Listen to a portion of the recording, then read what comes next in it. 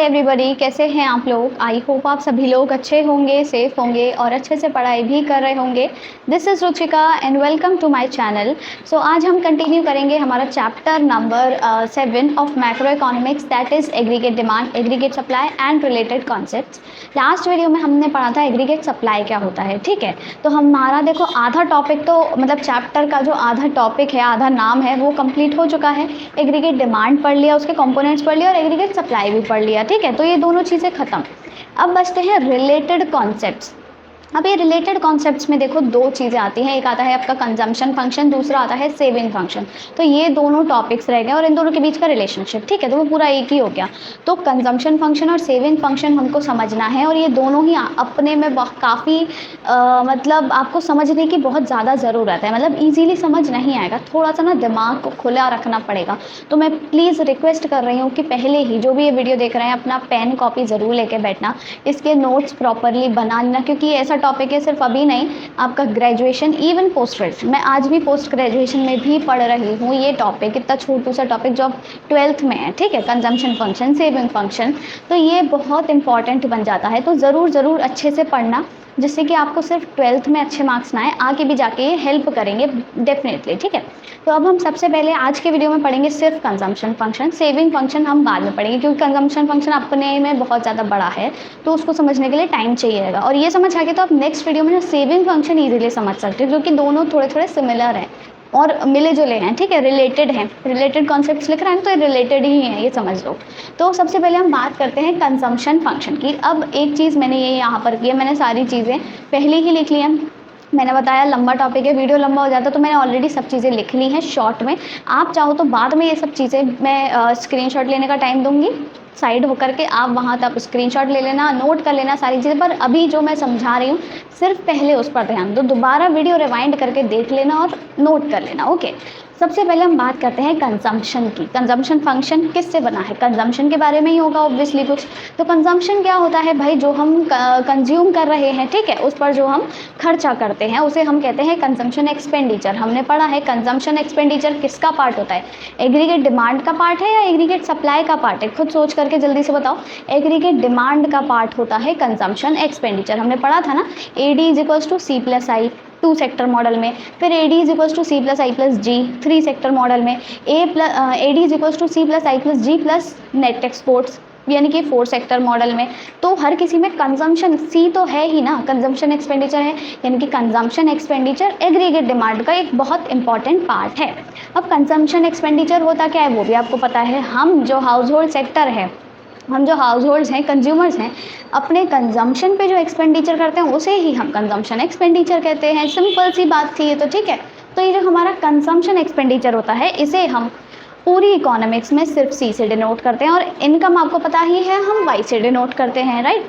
तो जो C होता है दैट इज़ कंजम्पशन एक्सपेंडिचर, वो डायरेक्टली रिलेटेड होता है आपकी इनकम से। अब आप खुद बताओ, आपका जो कंजम्पशन है, आपका जो भी खर्चा पानी है, वो किस पे डिपेंड करता है, ऑब्वियसली आपकी इनकम पे तो डिपेंड करता है। जब कुछ इनकम होगी या नहीं होगी, मतलब सब कुल मिला के कंजम्पशन उसी पे डिपेंड करता है। तो कंजम्पशन क्या है, C is directly related to the income. अब कैसे रिलेटेड है, ये दोनों चीज़ें पॉजिटिवली रिलेटेड हैं। जितना जितना इनकम बढ़ेगी ना, उतना उतना कंजम्पशन बढ़ेगा। अभी मान लो अब आप छोटे हो, अब आप कोचिंग जाते हो ना, आपको पापा थोड़ा 200-500 रुपये रखने के लिए दे देते हैं, ठीक है। कहीं पार्टी करने जा रहे हो बाहर, चलो 1000-1200-2000 रुपये ले जाओ। तो अभी आप उसके अंदर कंजम्पशन करते हो, उसी के अंदर खर्चा करते हो, कंजम्पशन एक्सपेंडिचर करते हो, ठीक है। पर जब आप बड़े हो जाओगे, आपकी जॉब लग जाएगी, आप 2000 की जगह 50,000 कमाओगे, तो तभी भी क्या आप 1200 रुपये ही खर्च करोगे 50,000 में से, नहीं ना। ऑब्वियसली तब आप ज़्यादा खर्चा करोगे 50,000 के हिसाब से, यानी कि आपकी इनकम पे डिपेंड कर रहा है। 2000 इनकम जब थी आपका उतना ही खर्चा था, और जब आपकी 2 से 50,000 हो गए इनकम, तो आपका खर्चा उतना ही है। यानी कि ये दोनों चीज़ें डायरेक्टली रिलेटेड है, पहला पॉइंट। और कैसे रिलेटेड है, पॉजिटिवली। इनकम बढ़ेगी तो कंजम्पशन एक्सपेंडिचर हमारा बढ़ेगा, एंड वाइस वर्सा। इनकम घटेगी तो कंजम्पशन एक्सपेंडिचर भी तो घट जाएगा ना। इनकम कम होती है तो आप खर्चे कम नहीं कर देते हो, सब करते हैं। तो यानी कि डायरेक्टली रिलेटेड हैं। अब इन दोनों के बीच का जो फंक्शनल रिलेशनशिप होता है, एल्जेब्राइक रिलेशनशिप होता है, जो हम आगे अभी पढ़ेंगे।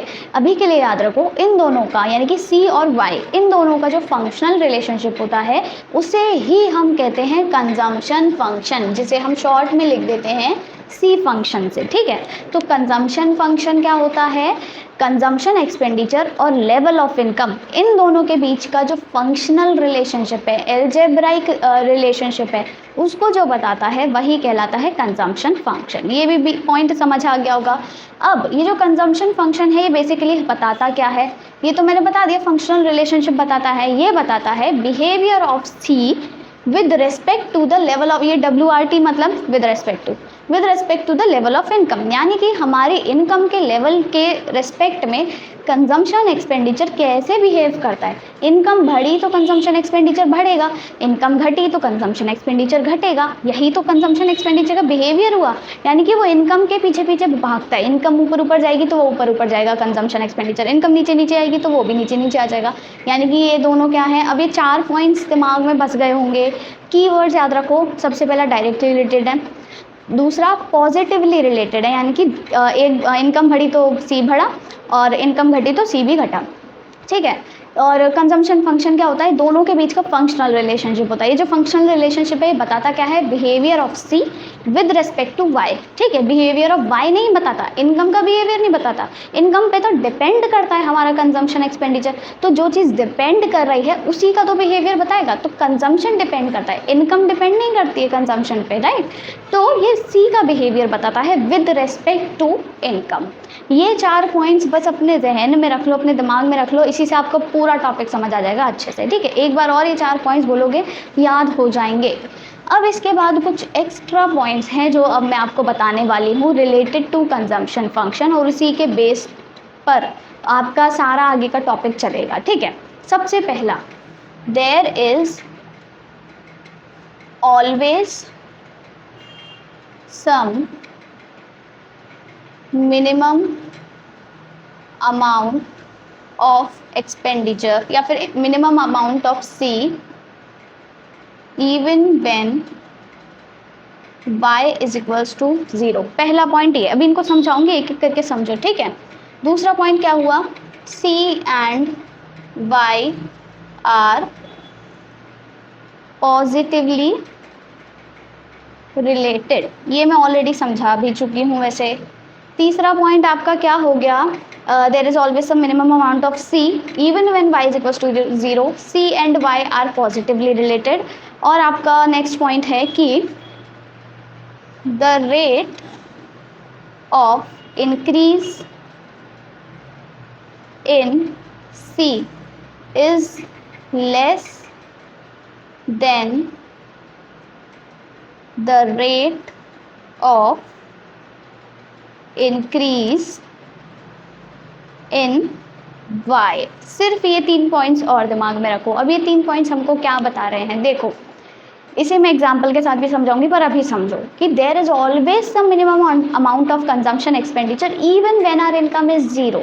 मान लो आप थोड़े बड़े हो गए हो, बस अज्यूम करना, मैं ये नहीं कह रही हूँ आपके बारे में बुराई नहीं कर रही हूँ, एज्यूम करो कि जैसे अज्यूम क्या करना, अभी लॉकडाउन के टाइम पे क्या हुआ था, बहुत सारे लोग थे जिनकी नौकरी छूट गई थी, ठीक है। बहुत सारे लोग थे, अब उनके घर में मान लो सिर्फ एक मेल मेंबर था जो कमाता था, पापा कमाते थे, उनकी नौकरी चली गई, यानी कि अब सब बेरोजगार हैं, उनका लेवल ऑफ इनकम क्या हो गया, 0। अब जब लेवल ऑफ इनकम 0 था तो क्या उन्होंने खाना पीना खर्चा करना छोड़ दिया था, नहीं ना, कुछ ना कुछ तो खाते ही थे। भले ही वो अपनी सेविंग्स यूज़ कर रहे हो, भले ही वो उधार मांग के ला रहे हो, भले ही वो भीख मांग रहे हो या कुछ भी कर रहे हो, वो कंजम्पशन एक्सपेंडिचर कर रहे थे ना, कंज्यूम कर रहे थे ना। इसी का मतलब है ये फर्स्ट पॉइंट जो बोल रहा है, फर्स्ट पॉइंट क्या बोल रहा है कि there is always some minimum amount of consumption expenditure. Minimum amount of consumption expenditure हमेशा एग्जिस्ट करता है even when our income level of income is 0। तो हमारी जब इनकम लेवल 0 होती है तभी भी हम कंजम्पशन करते हैं और कंजम्पशन एक्सपेंडिचर करते हैं। तो ये लॉकडाउन वाली कहानी याद रखना है इस फर्स्ट पॉइंट के लिए, ठीक है। ये मैंने समझाई दिया 10 बार अभी तक कि भाई ये दोनों पॉजिटिवली रिलेटेड है, y बढ़ेगा तो c बढ़ेगा, y घटेगा तो c घटेगा, ठीक है। और द थर्ड पॉइंट है the rate of increase in consumption is less than the rate of increase in y, यानी कि जिस स्पीड से हमारी इनकम बढ़ती है ना, उस स्पीड से कम होता है क्या, जो कंजम्पशन बढ़ने का स्पीड होता है, ठीक है। अब ये सारी चीज़ें मैं आपको इसके थ्रू बताती हूँ, इस टेबल के थ्रू। ये टेबल में देखो ये तीनों पॉइंट्स का मतलब समझ आ जाएगा। सबसे पहले तो ऑब्जर्व करो, ये हमारा इनकम है। इनकम का लेवल पहले 0 था, फिर 50, फिर 100 रुपये कमा रहे हैं, फिर हम 150 रुपये कमा रहे हैं, ठीक है। कंजम्पशन क्या है? कंजम्पशन पहले हम 20 रुपये कर रहे थे, फिर 60 रुपये, फिर 100 रुपये, फिर 140 रुपये, ये हो गया। अब ये सारे ही पॉइंट्स को समझने की कोशिश करो कि यहाँ पे बोल रहा है, फर्स्ट पॉइंट बोलता है हमारा कि हमेशा एक minimum amount of consumption expenditure exist करता है जब हमारी इनकम 0 हो तभी भी। तो यहाँ पे जब मैं 0 रुपये कमा रही हूँ, फिर भी मैं क्या कर रही हूँ भाई, 20 रुपये खर्च कर रही हूँ। भले वो 20 रुपये के मैं कपड़े खरीदूँ या खाना खाऊँ या घर का किराया दूँ या कुछ भी करूँ, पर मैं 20 रुपये खर्च कर रही हूँ।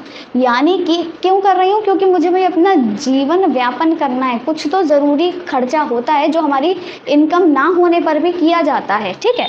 तो ये वही है, यानी कि इनकम 0 होगी। Even when your income is 0 you are going to incur some expenditure on your consumption.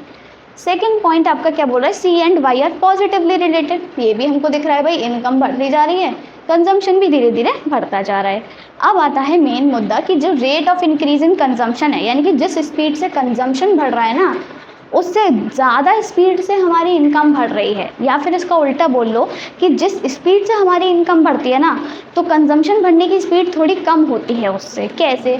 अब देखो, हर बारी देखो, अगर कंजम्पशन में कितने का चेंज आया, पहले वाले पॉइंट में अगर मैं बात करूँ, इसमें इनकम में चेंज आया आपका 50 रुपये का, 0 से 50 रुपये हो गई इनकम। पर यहाँ पे कितने का चेंज आया है? 20 से 60, यानी कि आपका कंजम्पशन में 40 का चेंज आया है, ठीक है। यानी कि कम हुआ ना। इनकम में जितने का बढ़ोतरी हुई 50 रुपये की, उतनी कंजम्पशन में नहीं हुई। और आप खुद सोचो, अगर आपकी इनकम 50,000 से 80,000 हो जाती है, ठीक है, या फिर अभी जैसे मैंने एग्जांपल दिया, अभी आपको 2,000 रुपये मिलते हैं महीने की पॉकेट मनी, आप जाके आगे कमाओगे खुद से 50,000 रुपये महीने कमाओगे। तो 2,000 से जब आपका 50,000 हो जाएगा इनकम, तो क्या आप कंजम्पशन भी इतना सारा बढ़ा दोगे कि पूरा मतलब इनकम ही ख़त्म कर दो? नहीं ना, कुछ लिमिट में ही तो बढ़ाओगे। अभी 2,000 में से अगर आप 1,200 रुपये खर्च कर रहे थे, तो 50,000 में से मान लो आप 10,000 रुपये खर्च कर दोगे। समझ पा रहे हो? यानी कि हमेशा इनकम बढ़ने का रेट ज़्यादा होता है, कंजम्पशन बढ़ने का रेट कम होता है। सेकंड वाले में मैं देखूँ तो 50 से 100 रुपये इनकम हो गई है, यानी कि फिर से 50 रुपये बढ़ी, पर कंजम्पशन हमारा 40 रुपये ही बढ़ा। तो यानी कि हर बारी क्या हो रहा है, इनकम ज़्यादा बढ़ रही है, कंजम्पशन कम बढ़ रहा है। तो इससे ये चीज़ समझ आ जाती है, और आपको भी समझ आ गई होगी कि इनकम का बढ़ने का रेट ज़्यादा होता है as compare to the rate of increase in consumption. तो rate of increase in consumption always या फिर often lags behind the rate of increase in income. ये 3 पॉइंट्स और याद रखने हैं। तो पूरी ओवरऑल कहानी इसी में समा रही है। बस कंजम्पशन फंक्शन होता क्या है, मतलब क्या है, ये फंक्शन रिलेशनशिप बताता है बिटवीन सी एंड वाई।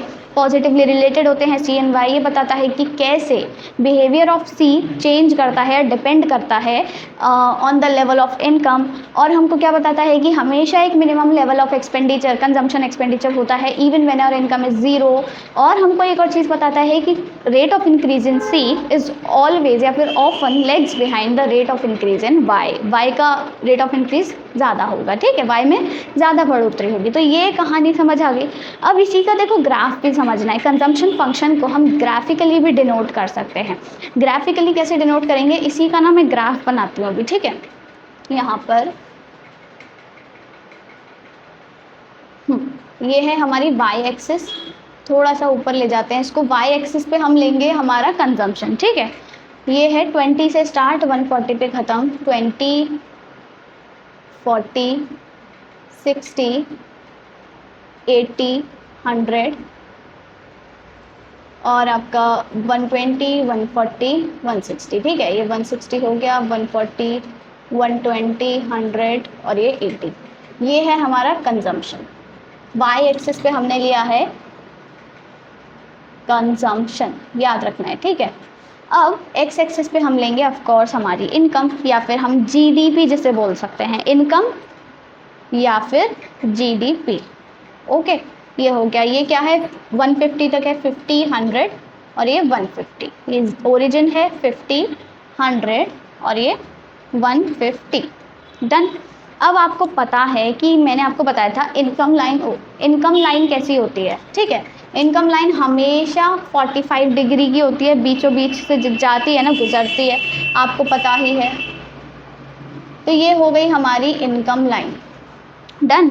अब हम बनाते हैं इसका ग्राफ, इसका कर्व बनाते हैं। तो सबसे पहले 0 पे 20, यानी कि आपका ये वाला पॉइंट, ये वाला पॉइंट हो गया 0 पे 20, फिर हो गया 50 पे 60, यानी कि इधर ये जाएगा यहाँ, फिर आपका 100 पे 100, 100 पे 100 कहाँ जाएगा, यहाँ। डन। फिर आपका होता है 150 पे 140, यानी कि इधर की साइड कहीं जाएगा, ठीक है। ऐसे हो सकता है थोड़ा टेढ़ा मेढ़ा हो जाए, मान लेना है, एडजस्ट कर लेना, ठीक है। अब हम इसको ज्वाइन करते हैं धीरे धीरे भाई, मान लेते हैं ये इसी तरीके का है और सीधा है ऐसा कुछ, ठीक है। हाँ, ये हो गया हमारा कंजम्पशन फंक्शन की लाइन, और ये ऑलरेडी हमारी पहले कौन सी थी, इनकम लाइन थी, ठीक है। तो ये चीज़ याद रखनी है, ये आपका पॉइंट है जहाँ पर ये दोनों मीट कर रहे हैं, दोनों मिल रहे हैं। तो पहला पॉइंट आपका कौन सा था, जब हमारा क्या था, 50 इनकम थी और 0 इनकम थी और 20 कंजम्पशन था। दूसरे पर हमारा 50 इनकम है पर हमारा कंजम्पशन कितना है, 60। तीसरे पे हमारा 100 इनकम है और हम 100 ही कंज्यूम कर रहे हैं, बचा कुछ नहीं रहे हैं। और यहाँ पर हम क्या कर रहे थे, इनकम हमारी 150 है, दूसरे पे 140 हमारी कंजम्पशन है। तो ये हो गया आपका कंजम्पशन फंक्शन। इसे हम डिनोट करेंगे, ऐसे लिख देते हैं, CF लिख देती हूँ अभी के लिए मैं, ठीक है, कंजम्पशन फंक्शन। अब ये जो ग्राफ है ये हमको यही चीज़ बता रहा है जो मैंने अभी आपको इस टेबल के थ्रू समझाई। इस टेबल के थ्रू भी वही चीज़ें, इस ग्राफ के थ्रू भी वही चीज़ें समझ आएंगी। क्या, सबसे पहला पॉइंट कि there is always some minimum amount of consumption expenditure even when our income is 0। अब यहाँ पर देखो, इनकम जब आपकी 0 है फिर भी कंजम्पशन 0 नहीं है। कंजम्पशन अगर 0 होता तो ये लाइन यहाँ से ऊपर से क्यों शुरू होती, यहाँ से तो शुरू होती है कि नहीं। पर जब आपकी इनकम 0 है तभी भी कंजम्पशन कितना हो रहा है, इतना तो हो ही रहा है ये। अब ये जो इतना कंजम्पशन होता है ना, इसे हम किस नाम से जानते हैं, ऑटोनॉमस कंजम्पशन। ये इम्पॉर्टेंट पॉइंट है जो कि याद रखना है, ठीक है। इतना ये जो कंजम्पशन हो रहा है इसे हम बोलते हैं ऑटोनॉमस कंजम्पशन। यानी कि ऑटोनॉमस कंजम्पशन अगर आपसे पूछते हैं क्या होता है, तो ऑटोनॉमस कंजम्पशन वो कंजम्पशन होता है जो हम करते हैं, जो हम कंजम्पशन एक्सपेंडिचर करते हैं even when our income is 0। तो जब 0 लेवल पर, 0 लेवल ऑफ इनकम पर जो कंजम्पशन एक्सपेंडिचर किया जाता है उसे हम बोलते हैं ऑटोनॉमस कंजम्पशन। अब इसके बाद क्या हुआ, हमने थोड़ा कमाना शुरू किया, हम 50 रुपये कमा रहे हैं, पर अभी भी हमारा क्या हो रहा है, हमारा कंजम्पशन उससे ज़्यादा है। अभी हमारी पूर्ति नहीं हो पा रही, हमारी इनकम इतनी ज़्यादा नहीं है कि हम उसी के अंदर कंजम्पशन कर लें। अभी भी हमको कंजम्पशन ज़्यादा करना पड़ रहा है, 60 रुपये, ठीक है। तो 50 पे यहाँ 60 रुपये, ठीक है। अब क्या हुआ, हमारी इनकम और बढ़ गई, हमारी इनकम हो गई 100 रुपये। पर अभी भी ऐसा नहीं है कि हम कुछ बचा पा रहे हो उसमें से, हमको कंजम्पशन मतलब उसी के बराबर करना पड़ रहा है। अभी तक बचा कुछ नहीं है, पहले तो और एक्स्ट्रा खर्च हो रहा था इनकम से ज़्यादा, अब चलो इनकम के बराबर हो गया। यानी कि ये वाले पॉइंट पे, ये कौन सा पॉइंट है, ई पॉइंट मान लेते हैं इसे, ठीक है। पर अब क्या हुआ, हमारी इनकम और बढ़ी, 100 से 150 हो गई। अब 100 से जब 150 हुई तो तब हमको थोड़ी राहत मिली। क्यों, क्योंकि अब हमारा ना थोड़ा बैलेंस हो गया है, बजट वगैरह सब कुछ, अब हम उसी के अंदर खर्चा कर पा रहे हैं। 150 इनकम है तो 140 रुपये कंजम्पशन कर रहे हैं, यानी कि उसी के अंदर खर्चा कर रहे हैं। तो ये हो गया इसके पॉइंट के बाहर वाला हिस्सा। तो एक चीज़ आपने नोटिस की होगी, जो पॉइंट के पीछे वाला हिस्सा है, अंदर वाला हिस्सा, जो ट्राइंगल नज़र आ रहा है, इसे मैं शेड कर देती हूँ। ये जो ब्लू से एरिया शेडेड है, ये हमारा क्या है, ये है हमारी डिस सेविंग, या फिर आप इसे एक और नाम से बोल सकते हो, नेगेटिव सेविंग। क्यों, क्योंकि यहाँ पे भाई हम कुछ भी सेव नहीं कर रहे हैं। यानी कि 100 रुपये कमाने से पहले, 100 रुपये इस वाले पॉइंट से पहले, यानी कि थर्ड पॉइंट से पहले अगर हम देखें तो क्या हो रहा है, क्या हम कुछ सेव कर पा रहे हैं, नहीं। वही 0 इनकम है, 20 रुपये खर्च कर रहे हैं, ज़्यादा खर्च कर रहे हैं। 50 रुपये इनकम है, हम 60 रुपये खर्च कर रहे हैं, तो कुछ सेव नहीं हो रहा है। इस पॉइंट पे आके, ई पॉइंट पे आके क्या हुआ, दोनों चीज़ें बराबर हो गई, और दोनों चीज़ें बराबर हो गई हैं, और इस पॉइंट को हम क्या बोलते हैं, ब्रेक इवन पॉइंट।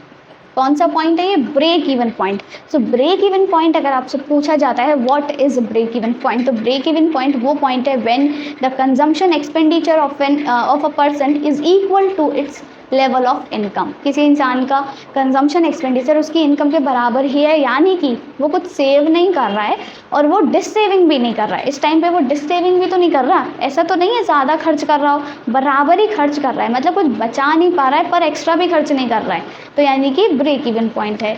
अब इसके जो बाहर वाला हिस्सा है, ये ब्लैक से एरिया से शेडेड, ये आपका कहलाएगा सेविंग। ऑफ कोर्स, क्यों? क्योंकि इस पॉइंट के बाहर, थर्ड वाले पॉइंट के बाद हमेशा अब यही होगा कि हमारी इनकम बढ़ेगी तो हमारा कंजम्पशन एक्सपेंडिचर उससे कम रेट पे बढ़ेगा। क्यों? क्योंकि अब हम सेव कर पा रहे हैं बचा हुआ हिस्सा। 150 इनकम थी, 140 उसने कंजम्पशन एक्सपेंडिचर कर दिया तो 10 रुपये सेव कर लिए।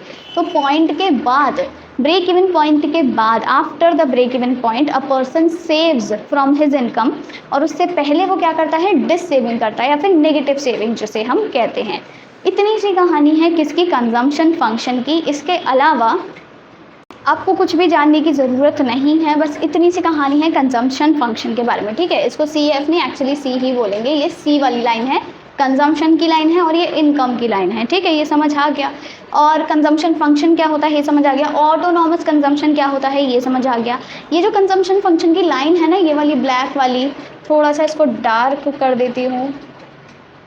ये देखो, ये वाली जो लाइन है ना, ये वाली जो लाइन है ये हमको बता क्या रही है? ये कंजम्पशन फंक्शन की लाइन है, सी लाइन, जो कि क्या बता रही है? Behaviour of consumption with respect to the level of income. वही वाली चीज़ जो मैंने यहाँ लिखी थी कहीं, with respect to the level of income, ठीक है, यहीं कहीं लिखा था मैंने, ये रहा, ठीक है। तो ये जो कंजम्पशन फंक्शन वाली लाइन है ना, ये हमको यही बताती है। तो इतनी सी चीज़ें आपको याद रखनी है, पहले फटाफट इसका स्क्रीनशॉट ले लो। अब हम मूव करते हैं हमारे नेक्स्ट टॉपिक पर, ठीक है। इसके बाद हमारा छोटा सा टॉपिक और है, कंजम्पशन फंक्शन से ही रिलेटेड है, बहुत इंपॉर्टेंट है। So now let's move on to the next topic.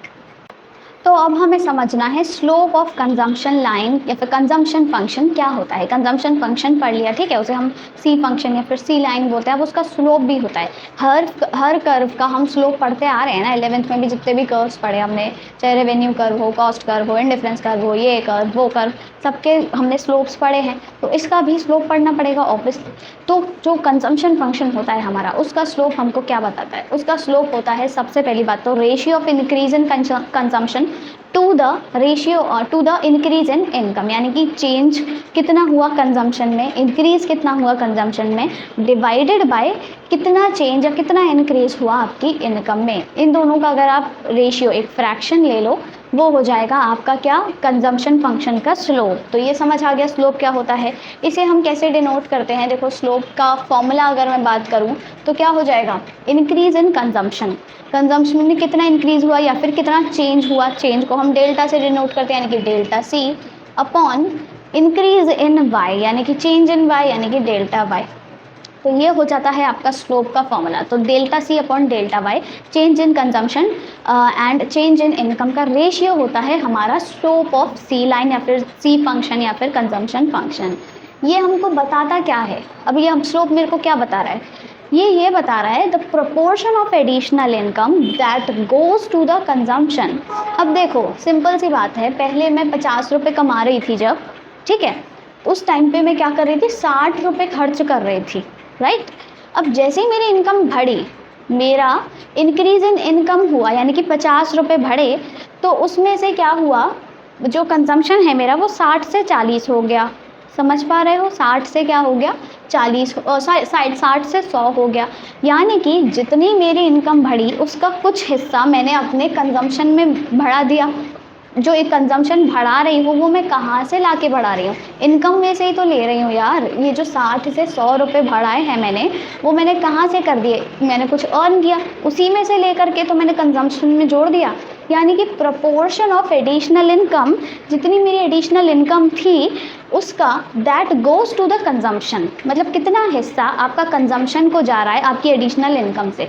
तो 50 रुपये जो एडिशनल मैंने अर्न किए उसमें से कितना हिस्सा, उसका कितना हिस्सा मेरे कंजम्पशन में जा रहा है, वही उसका मतलब वही चीज़ बताता है हमारा स्लोप। ठीक है, इस स्लोप को हम किस नाम से जानते हैं? Known as MPC।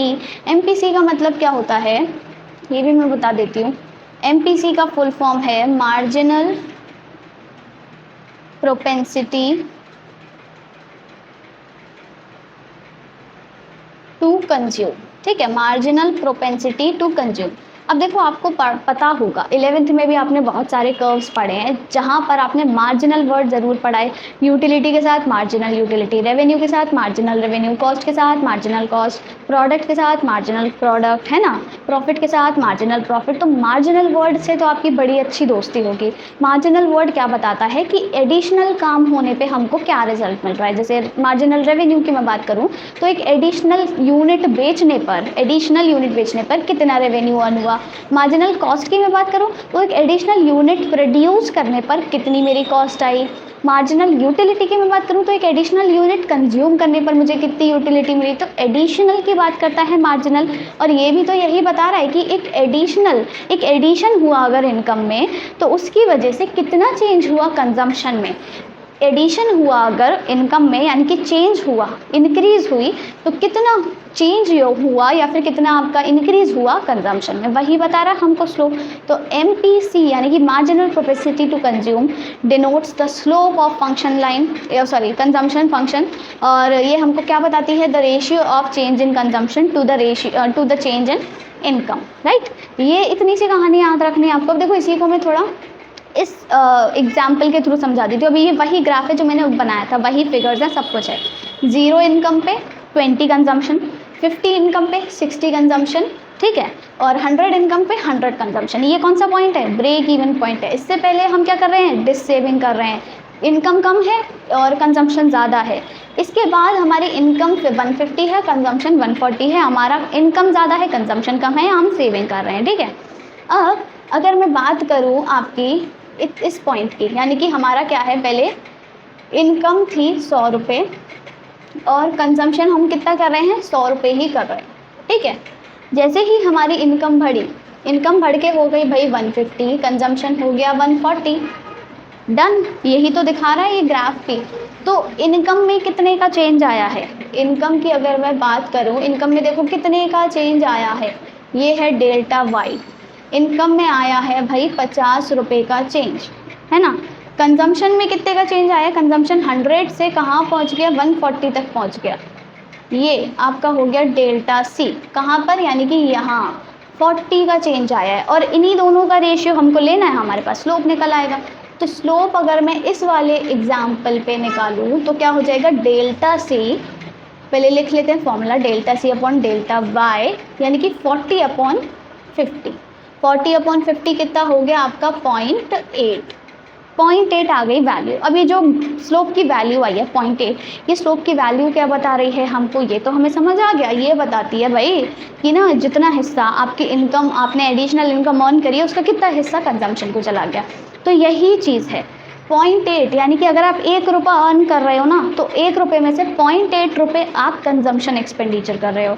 अगर आप जैसे 10 रुपये अर्न कर रहे हो ना, तो आप उसमें से 8 रुपये कंजम्पशन एक्सपेंडिचर कर रहे हो। अगर आप 100 रुपये अर्न कर रहे हो तो आप 80 रुपये कंजम्पशन एक्सपेंडिचर कर रहे हो। अगर आप 1000 रुपये अर्न कर रहे हो तो आप 800 रुपये कंजम्पशन एक्सपेंडिचर कर रहे हो। अगर लेटर सपोज आप 20 रुपये अर्न कर रहे हो तो आप क्या कर रहे हो, कितना हो गया, 16 रुपीज़ कंजम्पशन एक्सपेंडिचर कर रहे हो। तो यानी कि 0.8 क्या है, एक तरह से ये समझ लो 80% जितने भी रुपए मतलब एक्स्ट्रा अर्न करोगे उसका 80% कंजम्पशन एक्सपेंडिचर कर दोगे। इसने 50 रुपये अर्न किए थे, ठीक है, एक्स्ट्रा, उसका कितना 80% कितना होगा, 50 का 80% निकालोगे, ठीक है, कितना हो गया 8 5 40, 40 ही तो उसने कंजम्पशन में लगा दिया। 50 का देखो 80% निकाल के देखो, यही तो हुआ 8 5 40। अब 50 रुपये में से यानी कि उसने 40 रुपये कहाँ भेज दिए, कंजम्पशन करने में भेज दिए। यही हमको बताता है स्लोप। तो स्लोप का कॉन्सेप्ट समझ आ गया होगा। कंजम्पशन फंक्शन हमको क्या बता रहा है, कंजम्पशन फंक्शन का स्लोप क्या बता रहा है, उसे हम MPC से डिनोट करते हैं, marginal propensity to consume, that is delta C upon delta Y. और ये जो इसकी वैल्यू आती है ये हमको क्या बताती है, ये भी समझ आ गया। यानी कि एवरी एडिशनल इनकम ऑफ 1 रुपी, उसका आप 0.8 हिस्सा या फिर 80%, ठीक है, 0.7 होता तो 70%, 0.5 होता तो 50%, उतना हिस्सा आप क्या करोगे, कंजम्पशन में लगा दोगे। यही बताता है हमारा slope of consumption line. I hope everything is clear now. अब इसके जैसे एमपीसी है ना एक कॉन्सेप्ट, इसी तरह एक और कॉन्सेप्ट आता है आपका एपीसी, ठीक है। ये हो जाता है एवरेज प्रोपेंसिटी टू कंज्यूम। जिस तरह वो मार्जिनल प्रोपेंसिटी टू कंज्यूम है ना, इसी तरह ये है एवरेज प्रोपेंसिटी टू कंज्यूम। पर अब ये जो एवरेज प्रोपेंसिटी टू कंज्यूम है, ये हमको क्या बताता है, जैसे एमपीसी तो हमको क्या बताता है, आपका ratio of change in income, sorry ratio of change in consumption to the change in income. पर ये किसका रेशियो है, ratio of consumption to income. यहाँ पर चेंज वेंज नहीं लेते, एग्जैक्ट कंजम्पशन और एग्जैक्ट इनकम लेना है। जैसे कि इसी जगह अगर मैं बताऊँ, इस पॉइंट पे अगर मैं बताऊँ, तो यहाँ पर एपीसी की वैल्यू क्या हो जाएगी आपकी, कंजम्पशन अपॉन इनकम। कंजम्पशन कितना है, 100, इनकम सॉरी कंजम्पशन यहाँ है, कंजम्पशन 100 है, इनकम भी 100 है, तो यहाँ पे एपीसी क्या हो गया, 1। इस पॉइंट पे मैं बात करूँगी तो एपीसी आपका क्या आ जाएगा, सी यानी कि 140 अपॉन वाई यानी कि 150, ठीक है। तो अराउंड 0.9 समथिंग। इस पॉइंट की मैं बात करूँगी, एपीसी कितना आ जाएगा आपका, कंजम्पशन है यहाँ पे 60 रुपये, ठीक है, यही तो है 50 और 60, तो 60 रुपये और ये है 50, तो कितना आ जाएगा, अराउंड 1.2। यहाँ पे मैं बात करूँगी तो कंजम्पशन है हमारा 20 रुपये और एपीसी है 0, तो यानी कि कितना हो गया, ये आपका इनफाइनाइट हो गया, इसे छोड़ो। पर ये चीज़ आपको समझ आ गई होगी कि एवरेज प्रोपेंसिटी टू कंज्यूम और मार्जिनल प्रोपेंसिटी टू कंज्यूम में क्या डिफरेंस है। तो इसमें कंफ्यूज नहीं होना है। मार्जिनल से सिर्फ एक वर्ड याद रखो, एडिशनल। आपको हमेशा सारी चीज़ें याद रहेंगी। मार्जिनल जहाँ पर आ जाए यानी कि एडिशनल, तो एडिशनल मतलब चेंज। एडिशन का एडिशन हुआ तो क्या हो गया, कोई चीज़ चेंज हो गई ना, राइट, यानी कि इनकम में एडिशन हो गया, 50 रुपये का तो इनकम चेंज हो गई, यानी कि marginal propensity to consume. MPC किसका रेशियो है, याद रखना है, change in consumption and change in income का। पर एपीसी किसका रेशियो है, सिर्फ कंजम्पशन और इनकम का, टोटल कंजम्पशन टोटल इनकम, यहाँ पे additional consumption additional income. Okay, ये चीज़ याद रखनी है। पर एक और पॉइंट, एपीसी का स्लोप से कोई लेना देना नहीं है, स्लोप सिर्फ एमपीसी ही होता है। ऐसा नहीं है इसका कोई बहरूपिया आ गया तो वो अपने आप को स्लोप साबित कर देगा, नहीं, स्लोप रहेगा सिर्फ और सिर्फ एमपीसी, यानी कि जो चेंज बता रहा है वही रहेगा, ठीक है। तो इतनी सी कहानी क्लियर थी, एपीसी एमपीसी समझ आ गया। और एक और चीज़, हाँ, कि जो स्लोप होता है ना किसी भी स्ट्रेट लाइन का, आपको स्लोप पता है कैसा होता है, ऑब्वियसली हमेशा कांस्टेंट होता है। यानी कि ये जो स्लोप निकल के आया है इधर, जब हम इस पॉइंट से यहाँ स्विच किए हैं तो पॉइंट आया है, स्लोप आया है 0.8, तो ये स्लोप हमेशा कांस्टेंट रहेगा। चाहे आप अब इसे इस पॉइंट पर निकालो, चाहे इस पॉइंट पे निकालो, चाहे इस पॉइंट पे निकालो, स्लोप हमेशा कांस्टेंट ही आना है। एक एग्जांपल देकर के बता देती हूँ। मान लो पहले हम यहाँ से इस पॉइंट पे गए थे, अब हम इधर से इस पॉइंट पे आते हैं। कंजम्पशन में कितना चेंज हुआ है आपका, 60 to 100, यानी कि 40 का चेंज हुआ। और इनकम में कितने का चेंज हुआ है, 50 to 100, यानी कि 50 का। तो देखो वही तो आया 0.8, यानी कि एमपीसी कांस्टेंट रहेगा थ्रू आउट द लाइन, क्योंकि ये एक स्ट्रेट लाइन का स्लोप है, स्ट्रेट लाइन का स्लोप हमेशा कांस्टेंट रहता है, तो एमपीसी वुड रिमेन कांस्टेंट। पर एपीसी कांस्टेंट नहीं है। देखो एपीसी चेंज हो रहा है, अब ये चेंज क्यों हो रहा है ये भी समझो, लॉजिकली समझो चीज़ें, क्योंकि भाई हर बारी इनकम चेंज हो रही है, हर बारी कंजम्पशन चेंज हो रहा है, तो ऑब्वियसली जब उनका हम रेशियो लेंगे, उनको डिवाइड करेंगे, उनके साथ तोड़ मोड़ करेंगे, तो आंसर भी तो अलग ही आएगा ना। इस बार कंजम्पशन और इनकम बराबर थे, इस बार इनकम अलग, कंजम्पशन अलग है कुछ, इनकम अलग है, इस बार कंजम्पशन कुछ अलग है, इनकम अलग है, तो हर बारी क्या होगा, अलग अलग चीज़ आएंगी। पर इसमें हर चीज़ अलग नहीं होगी, चेंज हमेशा उतने का ही हो रहा है। इसमें इनकम में 50 की ही बढ़ोतरी हो रही है, कंजम्पशन में 40 की ही बढ़ोतरी हो रही है, तो दोनों का रेशियो हमेशा ही सेम आना है, इसीलिए एमपीसी कांस्टेंट होता है। ये भी चीज़ समझ आ गई। और एडिशनल इन्फॉर्मेशन, इस देखो मैं बोलती जा रही हूँ ना, ज़रूर ज़रूर नोट करते जाना, और अभी तक नोट नहीं किया तो वीडियो को रिवाइंड करके पॉज करके दोबारा से देख लो, नोट करो सारी चीज़ें, ठीक है। अब हमको बताना है कि ये जो एमपीसी होता है ना, ये क्या है, इट कैन बी 1, ठीक है, एंड इट कैन बी 0 भी हो सकता है, 1 भी हो सकता है, और हाँ 1 और 0 हो सकता है। 1 और 0 कैसे होगा? 1 देखो किस केस में आता है, किसी भी फ्रैक्शन को 1, जैसे यहाँ पे 1 आया, 1 किस केस में आया? जब न्यूमरेटर डिनोमिनेटर बराबर हो। एमपीसी के केस में न्यूमरेटर क्या है? चेंज इन कंजम्पशन, डिनोमिनेटर क्या है? Change in income. मान लो आपकी इनकम में चेंज आया 50 रुपये का, और आपने क्या किया? सारा का सारा कंज्यूम ही कर लिया, सारा का सारा कंजम्पशन एक्सपेंडिचर कर दिया। यानी कि 50 रुपये अगर इनकम बढ़ी तो आपने 50 रुपये ही कंजम्पशन बढ़ा दिया। समझ रहे हो? यानी कि change in income change in consumption बराबर है। अब ऑब्वियसली इन दोनों को डिवाइड करोगे तो 1 आएगा, यानी कि एमपीसी 1 हो सकता है। अब एमपीसी 0 किस केस में होगा? 0 भी समझो, मान लो इनकम बढ़ी 50।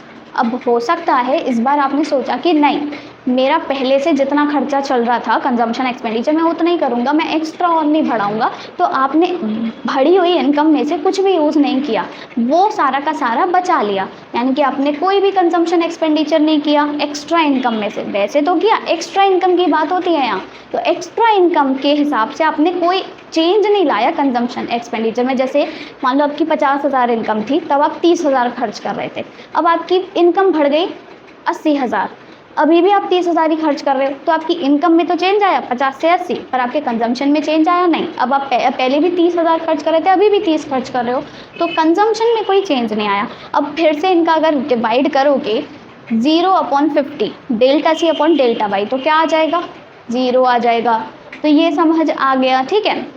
और 0 हो सकता है, 1 हो सकता है, पर क्या है 1 से कम भी हो सकता है, ठीक है। लेस देन 1 भी हो सकता है, लेस देन 1 भी हो सकता है। लेस देन 1 क्यों होगा? मान लो 50 रुपये की इनकम में बढ़ोतरी हुई है कि नहीं, यानी कि जैसे ये वाला एग्जाम्पल है, 50 रुपये इनकम बढ़ोतरी हुई, पर आपने क्या किया? सिर्फ 40 ही खर्च किए, तो इनका रेशियो लोगे तो 1 से कम आ जाएगा। तो ये हो गई एमपीसी की कहानी, यानी कि 1 हो सकता है, 0 हो सकता है, लेस देन 1 हो सकता है। पर अगर मैं बात करूँ यहाँ पे एपीसी की, एपीसी क्या होगा? एपीसी क्या 1 हो सकता है? बिल्कुल हो सकता है। जैसे इस केस में था, जितना इनकम हुआ उतना ही कंजम्पशन है, इनकम और कंजम्पशन बराबर है, जितना हम कमा रहे हैं उतना खर्च कर देते हैं, तो यानी कि दोनों का रेशियो 1 आ गया, तो 1 हो सकता है। क्या ये आपका 0 हो सकता है? अब आप खुद सोचो, 0 क्यों नहीं होगा? 0 नहीं हो सकता, एपीसी कभी 0 नहीं होगा। एमपीसी 0 हो सकता है, क्यों है? मैंने बताया, क्योंकि चेंज इन कंजम्पशन 0 हो सकता है। कभी कभी हो सकता है हम कंजम्पशन ना बढ़ाएं, पर कुछ भी कंजम्पशन ना करें, ऐसा क्या पॉसिबल है? नहीं भाई, जब इनकम 0 है तब भी कंजम्पशन कर रहे हैं हम, जब इनकम 0 है तभी भी 20 रुपये खर्च कर रही हूँ मैं, तो कंजम्पशन 0 की तो बात ही नहीं आती है। और जब कंजम्पशन कभी 0 नहीं होगा, यानी कि न्यूमरेटर कभी 0 नहीं होगा, तो फ्रैक्शन 0 कैसे हो सकता है? राइट, पॉसिबल ही नहीं है। तो यानी कि एपीसी 0 नहीं होता कभी भी। क्या ये लेस देन 1 हो सकता है? ऑफ कोर्स हो सकता है, जैसे इस वाले केस में है, जब हमारी इनकम ज़्यादा है कंजम्पशन कम है, ठीक है, तो ये लेस देन 1 हो गया। क्या ये मोर देन 1 हो सकता है? ये अच्छा, ये मोर देन 1 था, ये लेस देन 1 है, ओके। तो लेस देन 1 हो सकता है, मोर देन 1 हो सकता है, डेफिनेटली। इनकम हमारी कम है, कंजम्पशन ज़्यादा है, जैसे कि इस वाले केस में इनकम 50 है, कंजम्पशन भाई हम 60 रुपये कर रहे हैं, तो यानी कि ये क्या हो गया हमारा? मोर देन 1 हो गया। तो ये 0 नहीं हो सकता है, 0 नहीं हो सकता है, ये याद रखना है।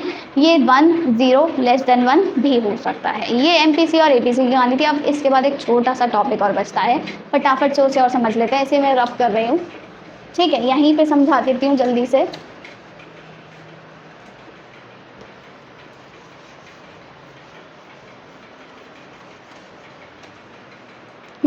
अब ये जो देखो कंजम्पशन फंक्शन हमने पढ़ा है, ये हमने डायग्रामेटिकली समझ लिया, आपका पूरा फॉर्मूला वगैरह समझ लिया, पर इसका ना एक एल्जेब्राइक एक्सप्रेशन और होता है, ठीक है, कंजम्पशन फंक्शन का। वो क्या होता है? कंजम्पशन फंक्शन को हम डिनोट करते हैं C = C bar plus B Y. ये होता है algebraic expression of consumption function. C यहाँ पर क्या है, मैं जल्दी जल्दी लिखती जा रही हूँ, सिंपल सा ये छोटा सा पॉइंट है जो समझना है, कंजम्पशन फंक्शन, ठीक है। सी बार क्या है यहाँ पर? सी बार है आपका ऑटोनॉमस कंजम्पशन, ठीक है, ऑटोनॉमस कंजम्पशन। और आपका बी क्या है? MPC। आपका वाई क्या है? Level of income. ये 4 चीज़ें याद रखनी है। C is equals to C bar is equals to plus B Y. C is equals to C bar plus B Y. C क्या है? Consumption function. वाई क्या है? Level of income. सी और वाई का ही तो रिलेशनशिप है यहाँ, सी और वाई का ही तो रिलेशनशिप बता रहे हैं और इसी का रिलेशनशिप को हम कंजम्पशन फंक्शन कहते हैं। तो ये कंजम्पशन फंक्शन है। इसमें अब बीच में 2 चीज़ें और घुस गई हैं, एक हमारा ऑटोनॉमस कंजम्पशन और एक हमारा बी यानी कि MPC। अभी जो बी है ये क्या है? ऑटोनॉमस कंजम्पशन, यानी कि जो 20 है, मैंने बताया था ना, जब 0 लेवल ऑफ इनकम पर भी जो कंजम्पशन होता है उसे ऑटोनॉमस कंजम्पशन कहते हैं। तो इस केस की अगर मैं बात करूँ, इस केस में इस एग्जाम्पल के साथ हमारी जो कंजम्पशन फंक्शन की इक्वेशन बन जाएगी वो क्या बनेगी? C इज इक्वल्स टू, तो B क्या है? 20, ठीक है, प्लस MPC हमने जैसे क्या निकाला था यहाँ पे 0.8 निकाला था अभी, ठीक है, तो ये बन जाएगा 0.8 और 0.8 कांस्टेंट रहेगा, चाहे आप इस पॉइंट की बात करो, इन 2 पॉइंट की बात करो, इन 2 पॉइंट की बात करो, क्योंकि MPC कांस्टेंट रहता है, ठीक है, 0.8 और साथ में y। तो ये बन गई हमारी इक्वेशन कंजम्पशन फंक्शन की इस वाले एग्जाम्पल में, इस वाले केस में। अब इसके थ्रू हम क्या कर सकते हैं? हर बारी y और c का रिलेशनशिप पता कर सकते हैं। कैसे पता करेंगे? देखो, पहले हम लिखते हैं 0 लेवल ऑफ इनकम पे, ठीक है, at y is equals to 0। जब जैसे आप क्वाड्रेटिक इक्वेशंस वगैरह पढ़ा होगा ना, क्वाड्रेटिक और लीनियर इक्वेशंस, वही चीज़ है। एक लीनियर इक्वेशन ही तो है जिसमें ये क्या होता है? इंटरसेप्ट होता है। अगर आपको याद हो थोड़ा बहुत मैथ्स में, ये इंटरसेप्ट होता है, ये स्लोप होता है, बी भी तो स्लोप है यहाँ पे, MPC, ठीक है, याद आया? तो y level of 0 level of income पे क्या होगा? C is equals to 20 plus 0.8, y की जगह 0 रख दो, तो ये तो पूरा 0 हो गया, 0.8 इंटू 0 यानी कि 0, तो कंजम्पशन क्या आ गया? 20। अब देखो 0 लेवल ऑफ इनकम पे कंजम्पशन 20 है। इसी तरह at y is equals to 50, तो क्या हो जाएगा? C is equals to 20 plus 0.8, मतलब इस पूरी इक्वेशन में y की वैल्यू हमको रखती जानी है। y पर ही डिपेंड करता है कंजम्पशन, यही तो बताया मैंने, जब से इनकम पे डिपेंड करता है कंजम्पशन। जैसे जैसे इनकम चेंज होगी कंजम्पशन भी चेंज होता रहेगा। y रख दिया अपन ने 50, तो ये कितना आ गया? C is equals to 20 plus आपका 5 8 जब 40 यहाँ, यानी कि 60। अब देखो जब 50 था तो ये 60 था, राइट। इसी तरह इन पॉइंट्स के अलावा आप कुछ और पॉइंट लेते हैं, लेट अस सपोज 70, ठीक है, 70, तो C क्या हो जाएगा? 20 प्लस 0.8 इंटू 70, ठीक है, यानी कि कितना हो गया? C is equals to 20 plus 7 8 जब 56, यानी कि 56 आ जाएगा, तो ये हो गया 76, कंजम्पशन हो जाएगा 76। यहाँ पर अगर कहीं 70 इनकम है तो कंजम्पशन हमारा यहाँ कहीं आएगा इसके बीच में 76, समझ रहे हो। इसी तरह कुछ भी रखोगे आप, मतलब इनकम की जगह यहाँ पे रखते जाओगे तो कंजम्पशन अपने आप चेंज होता जाएगा। यही हमको बताता है स्लोप की इनकम के ऊपर कैसे डिपेंड करता है हमारा कंजम्पशन। तो आपको ये इक्वेशन ज़रूर याद रखनी है, इस पर बेस्ड बहुत सारे क्वेश्चन आते हैं और इजीली आप सॉल्व कर सकते हो अगर कहानी समझ आ गया आपको। लाइक ऐसे बी दे दिया जाएगा कि बी की वैल्यू है इतनी। अच्छा, मैं एक क्वेश्चन देती हूँ, ये आपको करके दिखाना है, ठीक है। सी बार की वैल्यू है 200, ओके, और आपका है बी की वैल्यू है 0.5, वाई है हमारा 1000। अब आपको निकालना है कंजम्पशन फंक्शन, सी की वैल्यू बतानी है, मतलब बेसिकली ये 3 चीज़ें गिवन है, सी बार, बी और वाई, आपको इनकम बतानी है। ये आपका क्वेश्चन है, होमवर्क क्वेश्चन। जिसको समझ आया है प्लीज़ जल्दी से कमेंट करना और इस क्वेश्चन का आंसर ज़रूर करना। नहीं समझ आया तो भी कमेंट करके मुझे पूछना, कहीं भी किसी भी टॉपिक में, किसी भी लाइन में, जो भी मैंने बोला उसमें डाउट है प्लीज़ पूछ लेना। या फिर अगर आप पर्सनली मुझे पूछना चाहते हो तो इंस्टाग्राम पे ज़रूर मैसेज कर लेना, उसका यूज़र नेम आपको नज़र आ रहा होगा स्क्रीन पर। एंड येस, अगर अभी तक आपने वीडियो को लाइक नहीं किया है तो do give it a like and do not forget to subscribe to my YouTube channel. Thank you.